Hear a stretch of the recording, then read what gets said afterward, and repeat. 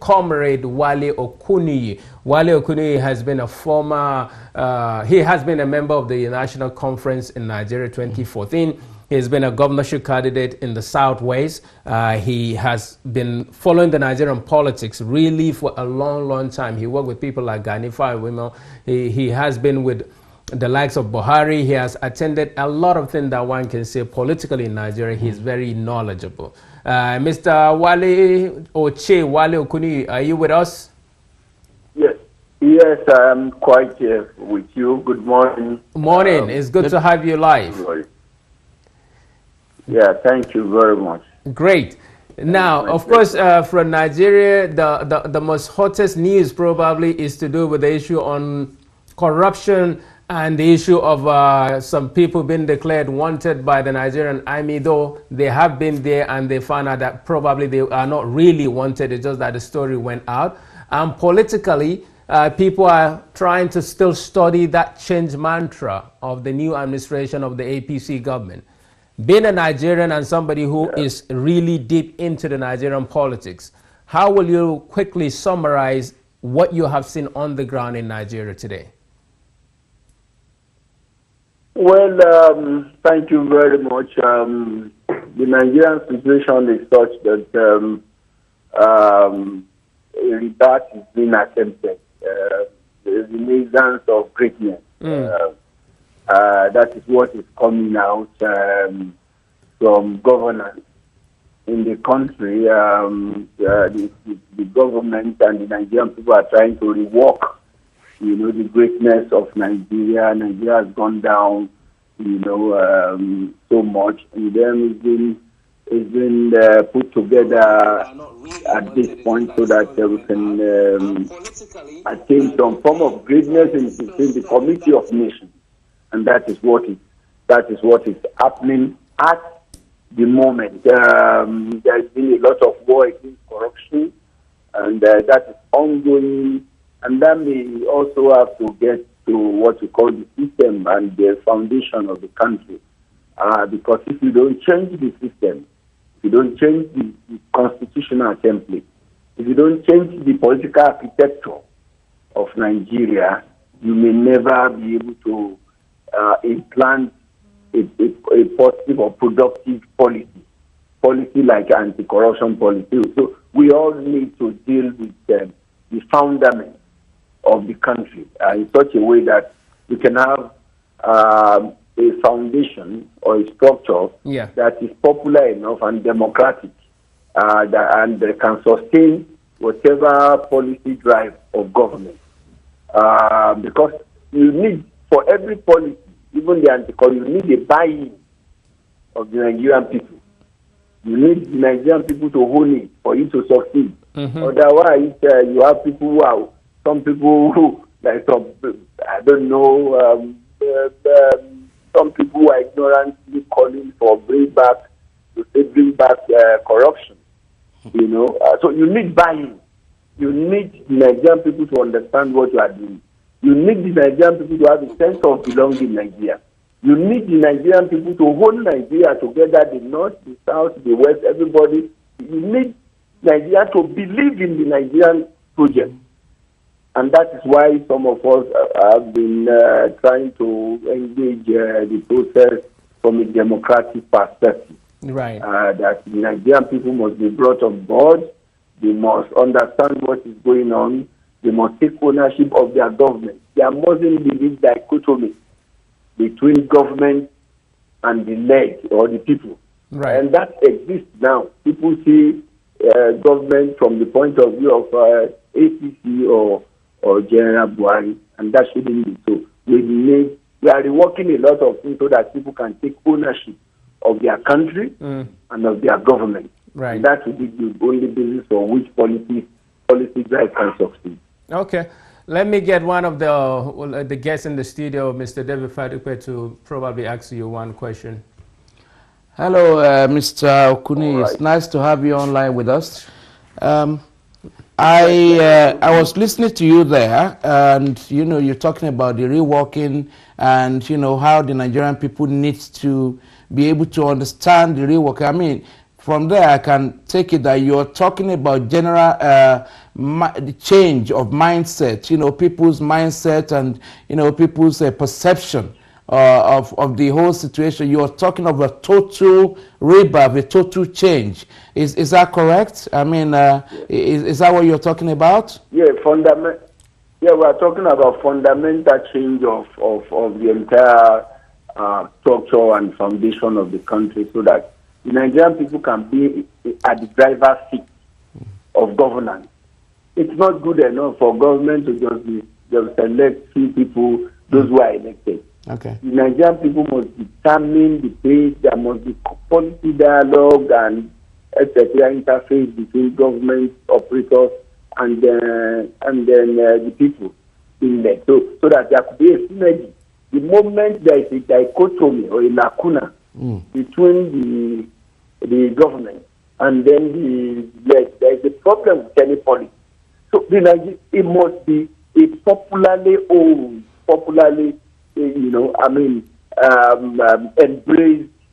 embraced governance. The people must understand the policy direction and the policy drive. They must also be able to take. But today you have a lot of poverty in the land, hunger, etc. Not the making of the Buhari administration, but successive governments have really betrayed their mandate. Okay, you know, so they have really not done well in terms of so therefore, if you have such economic recession, it may be very difficult for people to think about governance. You just want to survive any means. You may want to survive by negative means. So there is desperation in the land.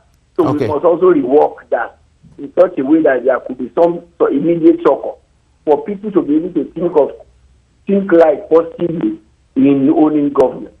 So we deal with political economy of the Nigerian state. I was just thinking, I mean, you know, what you are advocating is it's going to be a broad-based kind of a rebirth, if you like. But what do you say to? I'm just going to ask you a question. What do you say to people who say, look, the current government would have understood that there was massive problem, there was corruption in the system, everybody knew it. In fact, some people have mentioned the fact that President Buhari, this is the 4th time he was contesting for office, and so if you have contested 1, 2, 3, 4 times, you should have had a blueprint, some kind of strategy in place, and you know, you shouldn't find it so hard to see that all these problems exist in the first place. What do you say to that, sir? No, I think that he has a blueprint. He's always dusted and reviewed his blueprint or roadmap and so on and so forth. But you know, the society is dynamic, life is dynamic, and it's not monolithic or static. It keeps changing, and so when you get there, you've got to be a bit dynamic, and you can't do a state jacketing and say it, otherwise it won't fit you. So even at the time he's getting to power, I think things have changed drastically in terms of revenue, in terms of the economic, situation and etc. And in terms of even the perception of the Nigerian people about government. So all these things are things that are being engaged. You know, they must be engaged in such a way that both government or governance and the people must be on the same page. And I think that is ongoing. But the fact remains that the intervention of the Buhari administration must be quite fundamental. Anti-corruption itself must engage the corrupt structure foisted on Nigeria by the military and by colonial the Britain, and so on and so forth. So I think that if we must get it right for once, if we must bring stability, which has been elusive to bear on the Nigerian people, if we must bring cohesion and unity, if we must bring prosperity, we must get to the fundament. We must get to real foundation of governance. There are things that we need to change. People are talking about restructuring. But I think that that can be taken from the angle of a referendum, just like this thing has done. You know, with Nigerian people must begin to take ownership of governance of their state, of their country, through a referendum, or what I call a popularly constituted, elected constituent assembly, where elected representatives will go, not like the National Assembly, for the purpose of nation building and constitution making. That must happen so that you can have a foundation to build right and positive policy.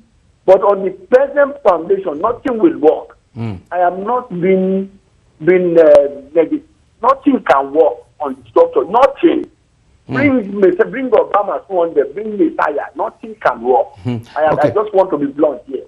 On the kind of structure you have now in Nigeria, because we do not get our politics right or political structure right, there is no way you can get your economy right. There is a disconnect between our economic policy and the political template or structure we have here. It won't work. The federal government will have to develop in such a way that state and federating units can buy in, can support that. When a federal government run the road to the former governor Fashola, now minister, was addressing us at the town hall meeting, and he said that they were trying to do a power project somewhere in one village in South, and the villagers and the community rose against the contractor and the rest, and sent them back and brought out Bodu Ojibwa. That is the situation, because there is no buying. They do not understand it. They only feel that some people in Abuja, and so therefore, I think that there must be coherence between the politics and economy of Nigeria. If that does not exist, then forget it. You can do anything, bring brilliant economic policy theory, it will not work. Nigeria is the peculiar context of its own, and then you must contextualize your economy within the Mr. Okunniyi. Mr. Okunniyi, just lastly from me, I see what you're saying. I mean, like I said before, it's really broad-based, but don't you think we have to start from somewhere? And that's how, I mean, you mentioned something about having a referendum like we did here in Britain. I mean, I was involved in Nigerian politics way back 2013-14, and what I noticed, what I think, even with what is happening today, is we need to strengthen our institutions. Institutions need to be strengthened. When people go to offices, they need to know what they're getting. They need to, the mindset needs to strengthen the institutions first. Because if the institutions are not strengthened, if people don't, if people think when they go to an office they won't get an answer until they bribe somebody, nothing is going to change. So I think before even changing a whole broad-based mindset that you're talking about, I think we need to change the institutions, to strengthen the institutions, and I think government can do that. What do you think about that, sir? Government can do that, yes. And then in concrete terms, when you talk about institutions, you are talking about the Nigerian Constitution. Because if you don't change the Nigerian Constitution, then you can have very democratic institutions. When institutions themselves are not democratic in their origin, it's a problem for people to buy in and believe in them. So you must have to deal with what we call constitutional reform. Strengthen Nigerian institutions. As a matter of fact, the foundation of that is the Constitution of Nigeria. Then before you begin to build policies and laws, and the Nigerian Constitution is not right. The Nigerian Constitution is a military decree. It's contradictory. There are so many gaps in it. It's circumventable. You can circumvent it. So therefore, you can circumvent the institution. You can manipulate the institution. There are no even independent commissions that are truly independent of politicians. It's just as in South Africa, you have independent, you have functional independent commissions. So you need to, in dealing with that, you go nowhere without the Nigerian Constitution being held by the Nigerian people. And I use that word people advisedly because I know that the Nigerian people have not become one. There is no Nigeria as we speak today. Everybody is either this or that, and that's the mindset. and you can't build anything on such that on nothing or such a dichotomy or diversity. I think you just got to I think you just got to where I was going. Oh, sorry. I'm sorry. I was thinking that I think you just got to where I wanted you to go. And where I wanted you to go is actually to look at how, because we talk about broad change and all of that, but the people who are supposed to do this change, the people who are supposed to strengthen the institutions, the people who are supposed to review the Constitution, that these legislators, the senators, the House of Rep members we have. I mean, honestly, I think, yeah, you're right. We do have a big problem because I don't see this lot being able to do all of that because their interests are also embedded in all these issues. And, you know, how are we going to do it? Because, first of all, I think we have a very expensive legislative process anyway. We don't need two houses in Nigeria, but that's what we have. Do you think that these senators, these House of Rep members, do you think they're capable? I mean, how do we get them to do the right thing? How do we get them to do the review of the Constitution to the benefit of Nigerians? And more importantly, how do we get them to strengthen the institutions and to be accountable to those who elect them? How do we do that? If for me, my answer is simple. And it is taken from the Holy Book. Okay. That if the foundation be destroyed, what can the righteous do? Okay. I repeat. If the foundation be destroyed, what can the righteous do? So therefore, we must try and engage our legislators or government operators from a formidable point of advocacy for constitutional reform. That is, I am saying that there is no the foundation, which is our constitution, upon which everything rests in it. The entire nation rests on the constitution. The entire government arm, legislature rests on the constitution. Yeah. And the constitution itself is at cross purpose with the people or with the structure of the country or with governance. So therefore, there is nothing you can do. You can't build something on nothing. What I am still insisting is that it is the laws or constitution or the democratic laws that are owned by the people or put in place that will beat the people. There is no good. Human beings are essentially selfish. Human beings generally, essentially, and their ones are insatiable. So you need regulations that are popular and democratic, that they also can believe in, that everybody can buy in, to beat them to line, and there won't be excuses. So therefore, Nigeria must be rigid in such a way that everybody can have no sense of belonging. So the legislators can manipulate even the constitution that exists now. Even when you want them, they are so hopeless. They're desperate. They are so desperate because they want to amass wealth for future, and such wealth they do not need. And the system is such. And when I say the system, I mean constitution and institution together, something that have been foisted by the military to be manipulated in Decree 24 of 1999. So you really can't get them to do anything except the laws, the ground norms, the constitution, make them to act that way. There is no good man anywhere. Don't expect good people in government. Don't expect that anybody is about survivor. The human society, the human formation is about survivor. So therefore, if you want the human beings or people or government operators to do well, you first create a foundation in which case you abuse or violate this, you are sanctioned. They know. But with what you have today, it's easy. The moment our governance, and you have said so, is such that it assumes that we are very rich. You don't need full time, by-camera legislative system, for instance. I agree. The assumption in foisting that is that we are rich enough to sustain an humongous, legislative structure. And that is not true. That's not true. So therefore, you need to deal with all this, because the moment a councillor gets into government, it becomes automatically rich because of what is allocated to by the revenue mobilization and the whatever commission.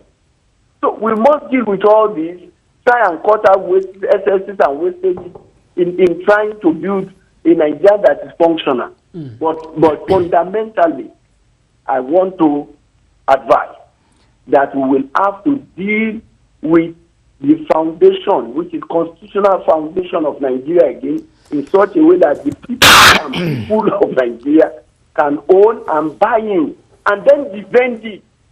Whatever you don't own, you don't expect me to defend. Okay. If I don't own something, you want me to be vigilant no. And eternal vigilance is the price of liberty. But when we know we don't own it, the Igbos are saying different things. They are saying self-determination, and Okunniyi people are saying Yoruba people are saying federalism, etc. There is no cohesion. And then you want people to buy into governance and institutions. There is no sense of ownership. So we must recreate sense of ownership among Nigerians by allowing on Nigerians through a referendum or to own their constitution, to own their nation, to own their country, and know that, okay, with what we have done, we did it together, we've gone through a whole process together. If there are mistakes in this new constitution, we take responsibility together, and then we'll go for review from then and begin to review it. But for now, we hold Nigeria together with what this agreement, this covenant.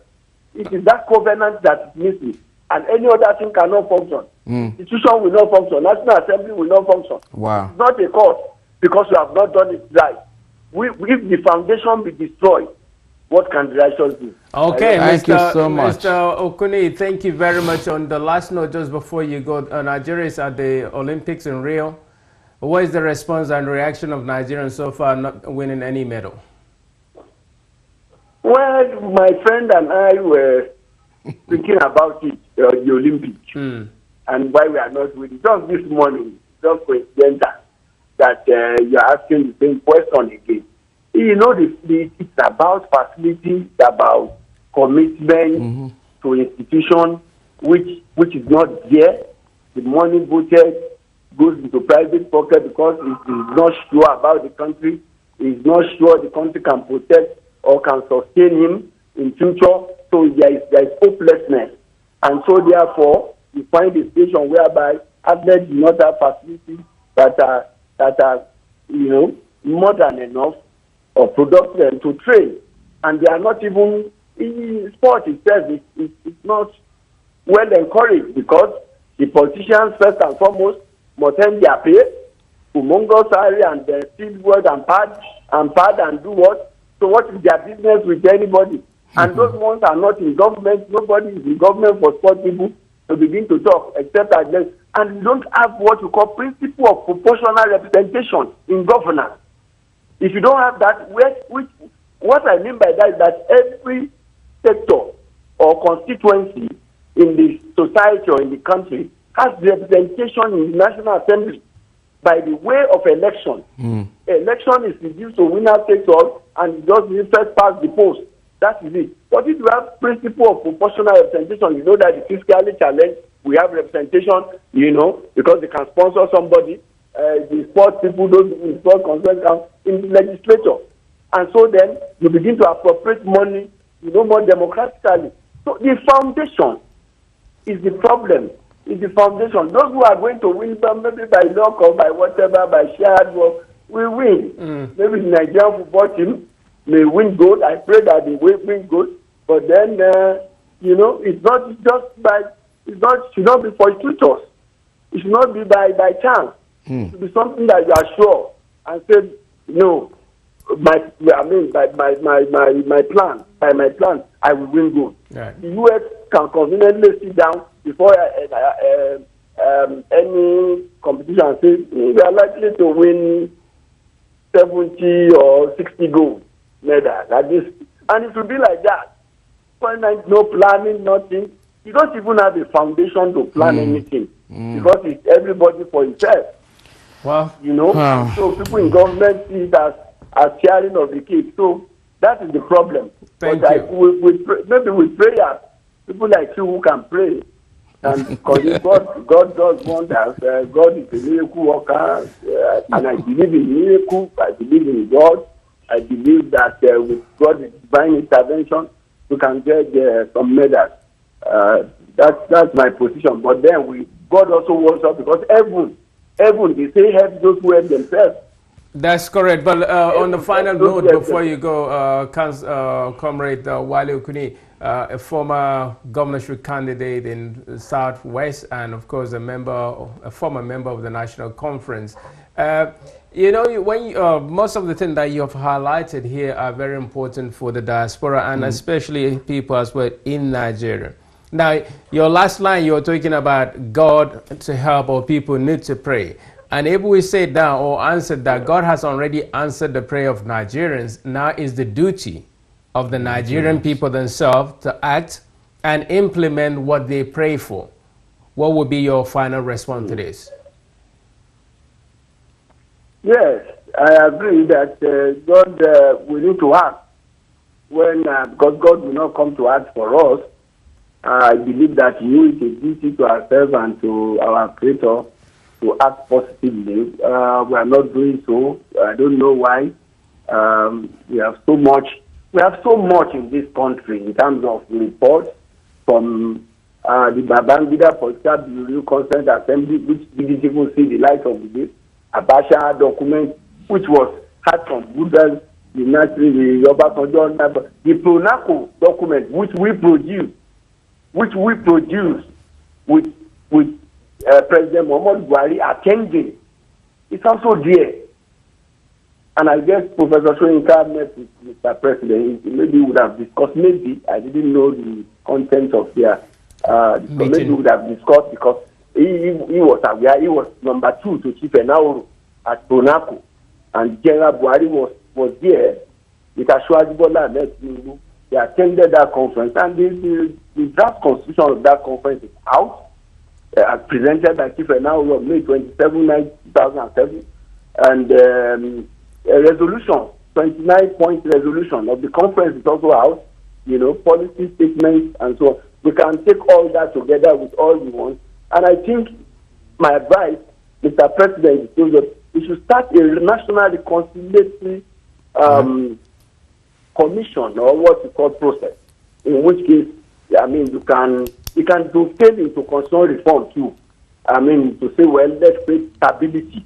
And that is enacting. We really need to act. I expect that we will initiate that move so that we can have enough cohesion and stability under General Buhari to run Nigeria, because he has very lofty, very beautiful, very great policy statements, I mean, for us to implement. But if there is no stability, if there is no peace, if there is bombing, if there is insurgency, if there is a problem and riot here and there, nothing, no government can function. So the first thing to do, to create, you know, a foundation for the good policies of government, of the APC government, which I believe in, is to create a conducive environment through a national reconciliatory process, which can be set up by the president. You can have a presidential technical committee on national reconciliation. I am recommending that so that we can see the beauty of the agenda of change of President Muhammad Buhari. Thank you. Can I just say? Well, thank you very much. Due to time, I have to thank you for spending that long with us here and updating us, those in the diaspora, and especially those in Nigeria as well. And your last word is you recommend for Mr. President indeed to put a National Reconciliation Committee or forum or technical committee together. So, Mr. Wale Okunniyi, thank you very much for being here with us on Ben Television.